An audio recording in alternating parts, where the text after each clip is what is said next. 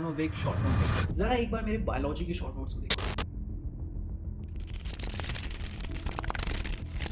मैंने बहुत ही ज़्यादा डिटेल शॉर्ट नोट से लेके short notes, even ultra short notes भी बनाए हैं। पूरे चैप्टर को एक पेज में तक समराइज़ किया हुआ है एंड इवन कभी-कभी शॉर्ट नोट्स में एक्स्ट्रा इन्फॉर्मेशन को भी ऐड किया है, प्रीवियस ईयर क्वेश्चंस को भी ऐड किया है एंड कभी-कभी शॉर्ट नोट्स सिर्फ एनसीईआरटी बेस्ड भी बनाए हैं। And since I am a science student, इसलिए मुझे एक्सपेरिमेंट करना पसंद है। एंड अपनी नीट की प्रिपरेशन में ऐसा नहीं कि मैंने सिर्फ बायो के शॉर्ट नोट्स बनाए, मैंने केमिस्ट्री और फिजिक्स के शॉर्ट नोट्स तक बनाए हैं। एंड इसी से सवाल उठ के आता है, क्या शॉर्ट नोट्स सच में ज़रूरी है नीट प्रिपरेशन में? अगर शॉर्ट नोट्स बनाने हैं तो हम कैसे बना सकते हैं कम से कम टाइम में और ज़्यादा से ज़्यादा अच्छे शॉर्ट नोट्स? सो इससे पहले आप घंटों वेस्ट करो शॉर्ट नोट मेकिंग में और लास्ट में रियलाइज करो कि नहीं यार, इस तरीके से तो नहीं बनाने थे। एंड इसलिए watch this video till the end, ताकि आपको एक कंप्लीट इन्फॉर्मेशन मिल सके कि आपको शॉर्ट नोट्स बनाने हैं और बनाने हैं तो कैसे बनाने हैं। And believe me, this is the only video you need for short note making. And जो लोग इस चैनल पर नए आए हैं, I am Deepak Sahu, your NEET mentor, currently a final year MBBS student in AIIMS Delhi, and I secured all India rank 5 in NEET 2021, वो भी मेरा फर्स्ट अटेम्प्ट था basically, and my score was 715 out of 720। अब मुझसे क्वेश्चन मत पूछना कि 5 marks कहाँ चले गए। नाउ सबसे पहला क्वेश्चन राइज करता है कि शॉर्ट नोट्स बनाने ही क्यों है, जरूरत ही क्या है? एनसीईआरटी के जो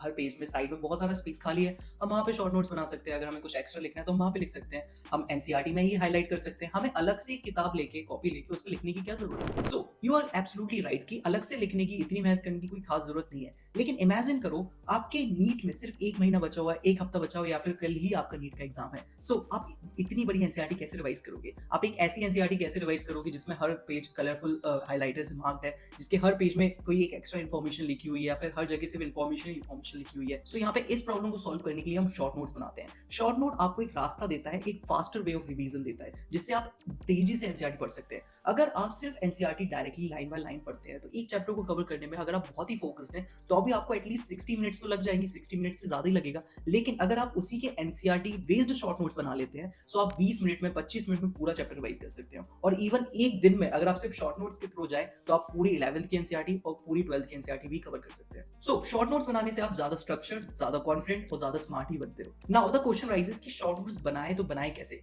शॉर्ट नोट बनाने से पहले आपको ये जानना होगा कि किस टाइप के शॉर्ट नोट्स नहीं बनाने हैं। सो जब आपने एनसीईआरटी ज्यादा नहीं पढ़ी है, सिर्फ 2-3 बार पढ़ी हुई है, आपने ज्यादा क्वेश्चन प्रैक्टिस नहीं की हुई है, तब जाके आप जो शॉर्ट नोट्स बनाते हो वो इतने यूजफुल नहीं होते, क्योंकि आपको ज्यादा आइडिया ही नहीं है कि एनसीईआरटी कौन सी लाइन इंपॉर्टेंट है, कौन सी लाइन इंपॉर्टेंट नहीं है, और आपको लग रहा है कि सब कुछ इंपॉर्टेंट है तो आप सारी चीजें उठा के डालने लगते हो, as you can see in my short notes. Hello everybody, these are my NCERT short note as you can see. And सच बताऊं, मैंने इतने सारे शॉर्ट नोट्स बनाए हैं बायो के, एज यू कैन सी। सो या मैं एक एक करके शो करता हूं। तो सबसे पहले हम बात करेंगे देखो, मैंने बहुत सारे टाइप के शॉर्ट नोट्स बनाए हैं। तो एज यू कैन सी कि जब मैं स्टार्टिंग में शॉर्ट नोट्स मुझे बनाना नहीं आता था तो मैं बहुत डिटेल शॉर्ट नोट्स बनाता था, मतलब बहुत ज़्यादा डिटेल बनाता था। सो फॉर एग्जाम्पल, जैसे मैंने ये मोनरा का शॉर्ट नोट बनाया है, तो एज यू कैन सी कि मोनरा में मैंने क्या किया है ना, यहाँ पे एनसीईआरटी की जो चीज़ें हैं, जैसे जेनेसिस है, वो क्या स्टार्टिंग में जो वो साइंटिस्ट के बारे में बताए थे वो सब तो है, लेकिन इसके साथ साथ क्या होता है ना, जो जो एनसीईआरटी में नहीं है वो भी क्या है। तो जब मैं शॉर्ट नोट्स बनाता था तो मैं क्या करता था, पेज को ऐसा हॉरिजॉन्टल करता था एंड उसको 3 सेक्शन से डिवाइड करता था। तो एक सेक्शन मेन सेक्शन होता था जहाँ पे मेन कंटेंट आता था, साइड में competitive zone, as you can see कि यहाँ पे कॉम्पिटिटिव सेक्शन लिखा हुआ है, तो वो कॉम्पिटिटिव सेक्शंस ऐसे बनाता था। एंड देन आफ्टर लास्ट में एक एक्स्ट्रा जोन होता था, मतलब एक अलग सा बार होता था जिसमें एक्स्ट्रा इन्फॉर्मेशन वगैरह लिखा जाता था। तो आप समझ गए होंगे कि आपको 3 जोन बनाने हैं, एक मेन जोन है, एक वो आपका कॉम्पिटिटिव जोन है, एंड देन आफ्टर एक एक्स्ट्रा जोन है। सो स्टार्टिंग में मैं क्या करता था, सब कुछ लिख लेता था। तो एज यू कैन सी कि यहाँ पे एनसीईआरटी की चीजें तो हैं कि हाँ, बट इसके एनसीईआरटी के बाहर वाली भी चीजें, जैसे एपिसोम क्या होता है, ये सब, एंड बहुत सारी चीजें हैं, फ्लैजेला, वेसल बॉडी, उसके क्या 9+2 होता है, क्या क्या कौन कौन से प्रोटीन्स होते हैं। तो ये सारी चीजें जरूरी नहीं है, मुझे बाद में समझ में आया। इकोनॉमिक इंपॉर्टेंस वगैरह बहुत सारी चीजें बात की बात है। साइनोबैक्टीरिया इतना तो एनसीईआरटी में लिखा भी नहीं जितना मैंने लिख दिया है already. So these are not necessary. And even this PYQ section ये अच्छा था, बट अभी आपको सिर्फ रिसेंट के पीवाईक्यू करने हैं। सो आपको समझ में आ गया होगा कि आपको इस टाइप के तो नहीं बनाने। सो सबसे आइडियल टाइम होता है शॉर्ट नोट्स बनाने का, तब आपने मल्टीपल टाइम्स एनसीईआरटी को पढ़ रखा है, आपने प्रीवियस ईयर क्वेश्चंस लगाए हैं, आपने बहुत सारे मॉक टेस्ट दिए उस चैप्टर के रिगार्डिंग, आपको उस चैप्टर की समझ हो चुकी है, आपको ये पता चल गया कि उस चैप्टर में आपका स्ट्रॉन्ग पॉइंट और वीक पॉइंट्स क्या है। नाउ आपको कुछ रूल्स का ध्यान रखना है before making the final short notes. Rule number 1, वो शॉर्ट नोट एनसीईआरटी बेस्ड ही होनी चाहिए, भले आपका कितना मन हो एक एक्स्ट्रा इन्फॉर्मेशन डालने का। नीट में एक्स्ट्रा इन्फॉर्मेशन की ज्यादा इंपॉर्टेंस नहीं है, इसलिए just be stick to the NCERT. Rule number 2, आपको हमेशा की पॉइंट्स में लिखना है। एनसीईआरटी में कोई लाइन स्टेटमेंट में लिखी हुई है, आपको स्टेटमेंट एज इट इज उठा के अपने शॉर्ट नोट्स में नहीं डालना है। आपको क्या करना है, उसकी हेडिंग एंड देन आफ्टर की पॉइंट्स में वो लिखना है। And rule number 3, which is one of the most important चीज जो स्टूडेंट्स भूल जाते हैं, द थिंग इज दैट आप जो चीजें भूलते हो, आपको जिन लाइन में कंफ्यूजन है, आप सिर्फ वही लिखो। फॉर एग्जाम्पल, जो चैप्टर होता है, आपको ऐसा नहीं, आपको बहुत सारे चैप्टर का हिस्सा याद होता है, लेकिन जो चैप्टर का हिस्सा, जो टॉपिक आप करेंटली भूल जाते हो, आपको वही हिस्सा लिखना है, जैसा मैंने अपने शॉर्ट नोट्स में शो किया हुआ है। So now coming to the newer short notes कि आपको कैसे बनाना है। तो रूल नंबर 1 जैसे मैंने बताया कि आपको सिर्फ एनसीईआरटी बेस बनाना है। तो अब मैं जब नए तरीके से बना रहा था तो मैं सिर्फ एनसीईआरटी बेस भी बना रहा था। एंड रूल नंबर 2 जैसा आपको पता ही है कि आपको क्या करना है, ऐसा लिखना है लाइक जो मेन हेडिंग है एंड देन आफ्टर कीवर्ड्स में लिखना है। आपको कभी भी स्टेटमेंट्स नहीं दिखाई देंगे। तो आपको क्या करना है, जैसे माइकोप्लाज्मा है, फैकल्टेटिव एनरोब होता है। सो इट्स लाइक कि कोई भी स्टेटमेंट नहीं लिखना है, वो डायरेक्ट लाइन लिखनी है जो यूजफुल है। सो जब मैंने नई तरीके से बनाया, और सिंस रूल नंबर 3 ये कहता है कि आपको सिर्फ वो चीजें लिखनी है जो आप भूल जाते हो। सो फिर बाद में मैं बहुत ही ज्यादा शॉर्ट नोट्स बनाने लगा जो ज्यादा यूजफुल थे। जैसे बायोलॉजिकल क्लासिफिकेशन सिर्फ आधे पेज में हो गया, यहाँ से तो एनिमल किंगडम स्टार्ट हो गया है। So as you can see पूरा बायोलॉजिकल क्लासिफिकेशन जो मैंने पहले 4-5 पेजेस में किया था वो मैंने सिर्फ आधे पेज में कर लिया, क्योंकि मैंने सिर्फ वो चीजें लिखी जो मैं भूल जा रहा था। जैसे मुझे अक्सर एल्बुगो व्हाइट स्पॉट होता है मस्टर्ड में भूल जाता था, एल्गल फंजाई सिनुसिटिक हाइफे होते हैं। सो ये जो सारी भूलने वाली चीजें हैं, और इवन इसमें सब कवर है, वीडियोट्स क्या होता है, bobbin spongiform encephalopathy BSE mad cow disease cause कराता है। तो जितनी भी इंपॉर्टेंट चीजें हैं जो मोस्ट इंपॉर्टेंट है एंड जो मुझे अक्सर कंफ्यूजन होता है, सारी चीज लिखता था मैं, मल्टीपल टाइम रिवाइज करता था। इसलिए यहाँ पे ये हाईलाइटेड है, क्योंकि मल्टीपल टाइम रिवाइज करते करते कुछ चीजों को मैं हाईलाइट कर देता था। सो जब आप 12th में आओगे तो एक इकोलॉजी वाला जो यूनिट है वो बहुत बड़ा है, एंड इसमें लगभग अभी तो 3 चैप्टर है, पहले मेरे टाइम पे 4 चैप्टर हुआ करते थे। तो वो मैंने एग्जैक्ट 4 पेजेस में कवर कर दिए थे, एंड इसमें मैंने सारी चीज़, ऑलमोस्ट सारी चीज़ें लिखी थी। सो एंड हमेशा जो डेटा, इसमें बहुत डेटा है, तो डेटा हमेशा ऐसे टॉप पे लिख देता था। एंड ग्राफ्स वगैरह, इस ग्राफ से हमेशा क्वेश्चन आते हैं, एंड बहुत ज़्यादा जो डेटा है वो हमेशा ऐसे टॉप पे लिख देता था, ताकि मैं इसको फ्रिक्वेंटली और जल्दी रिवाइज कर सकूँ। तो इससे क्या होता है ना, आप बहुत ही ज़्यादा फास्ट रिवाइज करते हो और बहुत ही डायरेक्टेड रिवाइज करते हो, वो चीज़ें याद करते हो जो आपको याद नहीं होती हैं। And you don't need to worried about it. ये सारे ही अब मैंने जो अपने शॉर्ट नोट्स हैं वो मैंने अपने टेलीग्राम चैनल पे अपलोड किए हुए हैं। सो अगर आपको एज अ रेफरेंस जानना है या फिर आप इनके थ्रू भी पढ़ सकते हो, अगर आप मेरी राइटिंग और वो स्मॉल स्मॉल लेटर पढ़ पा रहे हो तो you can go through it.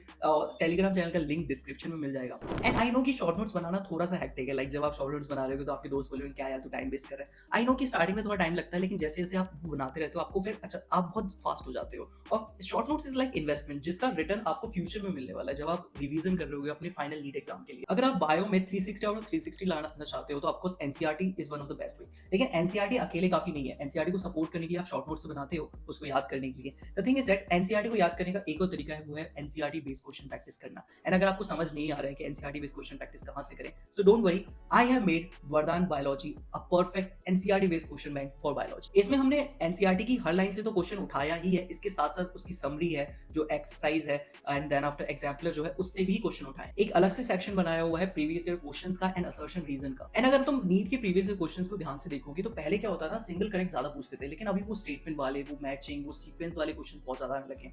And that is by Vardaan biology में हमने डेडिकेटेड वे में sequence based question, statement based question, then after diagram based questions को बहुत प्रायोरिटाइज किया हुआ है। इन्हीं फीचर्स की वजह से मुझे नहीं लगता कि इससे बाहर नीट का पेपर आ सकता है, because we have covered each and every line of NCERT. And इसी के साथ साथ में वरदान केमिस्ट्री भी लॉन्च किया हुआ है, क्योंकि रिसेंट ईयर में भी केमिस्ट्री का जो पेपर होता है वो 100% एनसीईआरटी बेस्ड आता है, इसलिए वरदान केमिस्ट्री भी 100% एनसीईआरटी बेस्ड है, ताकि आपको कोई भी क्वेश्चन मिस ना हो। एंड आप चाहो तो वरदान बायोलॉजी, वरदान केमिस्ट्री को अलग भी बाय कर सकते, बट आई वुड रिकमेंड कि आप इन दोनों को कंबाइन एक कॉम्बो बाय कर लो, ताकि वो आपको ज्यादा प्रॉफिटेबल हो। एक चीज और जो मैंने स्टूडेंट में नोटिस की है वो ये है कि उन्हें लगता है कि जो बायो होती है वो सिर्फ थ्योरी बेस्ड है, तो हमें सिर्फ थ्योरी पढ़नी है और वो उनको याद रह जाएगी। सो ये एक अच्छी बात है, but the thing is that कि बायो को याद करने का ज्यादा इफेक्टिव तरीका पढ़ने की बजाय क्वेश्चन प्रैक्टिस करना भी है। सो जस्ट डोंट फॉरगेट कि हर चैप्टर को कवर करने के बाद आप वरदान बायोलॉजी से डेडिकेटेड उस चैप्टर के पूरे क्वेश्चन सॉल्व करो, सारी चीजें लगाओ, तब जाके क्या होता है ना, वो आपकी लॉन्ग टर्म मेमोरी में जाता है। क्योंकि बायो सच बताओ बहुत वॉलेटाइल सब्जेक्ट है। आप आज पढ़ोगे, एक हफ्ते बाद अगर मैं आपसे उस चैप्टर का क्वेश्चन पूछूंगा आपसे नहीं बनेगा।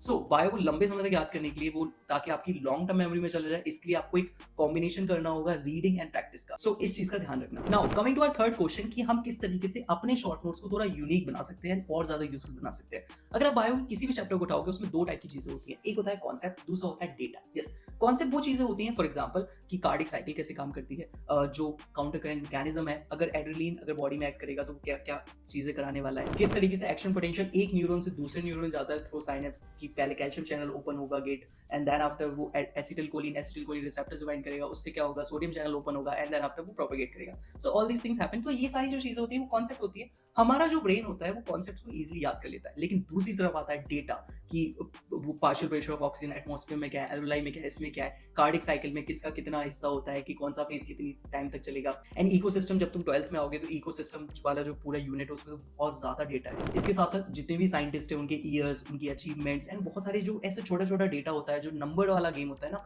वो हमारा दिमाग याद नहीं कर पाता बिकॉज उस नंबर में कोई लॉजिक नहीं है। सो इस चीज का सॉल्यूशन ये है कि आपको क्या करना है, एक सिंपल पेज लेना है, जैसा मैंने अपने शॉर्ट नोट्स में किया हुआ है। आपको क्या करना है, हर चैप्टर का डेटा अलग से लिख लेना है। यस, हर चैप्टर का डेटा अलग से होना चाहिए, ताकि जब भी आप चैप्टर को रिवाइज करो, आपके साइड में वो डेटा होना चाहिए कि यस, ये देखो ये इस चैप्टर का डेटा है, तो आप क्या कर सकते हो, डेटा उसे जल्दी जल्दी याद कर सकते हो एंड ये आपको ज्यादा लंबे समय तक याद रहेगा। सो एट लास्ट मैं यही कहूंगा कि मेहनत सभी लोग करते हैं, बट तुम किस डायरेक्शन में मेहनत करते हो ये उससे भी ज्यादा मैटर करता है। So always choose the right direction. And conclusion में मैं यही कहूंगा कि हमेशा शॉर्ट नोट्स बनाना, तब आपका चैप्टर बहुत अच्छा हो गया होगा, आपने मल्टीपल टाइम रिवीजन कर रखा है, प्रीवियस से क्वेश्चन लगा रखे हैं एंड बहुत बार आपने उस मॉक टेस्ट में अपने उस चैप्टर को रिवाइज किया हुआ है, तभी जाके आप शॉर्ट नोट्स बनाना। अदरवाइज अगर आप स्टार्टिंग के एक दो बार रीडिंग के बाद ही शॉर्ट नोट्स बनाने लगोगे तो आप मोस्ट ऑफ द टाइम गलत शॉर्ट नोट ही बनाओगे और आपका टाइम वेस्ट ही होगा, क्योंकि मैंने अपना बहुत सारा टाइम वेस्ट शॉर्ट नोट्स में किया हुआ है, इसलिए मैं तुम्हें गाइड कर रहा हूँ। And another important thing in biology, don't ever forget to practice. Yes, NCERT based question practice जरूर करना। एनसीईआरटी बेस्ड क्वेश्चन के लिए तुम Vardaan chemistry and Vardaan biology join कर सकते हो। All the links are in description and pin comment. And comments में जाके मुझे ये लिख के बताओ कि तुम्हारी शॉर्ट नोट्स की जर्नी कैसी रही, क्योंकि मैंने तो अपनी शॉर्ट नोट्स की जर्नी तुम्हें पूरी बता दी है। एंड हम मिलते हैं आपसे ऐसी और यूजफुल वीडियो में next time. So just happy learning, happy practice, and just keep doing.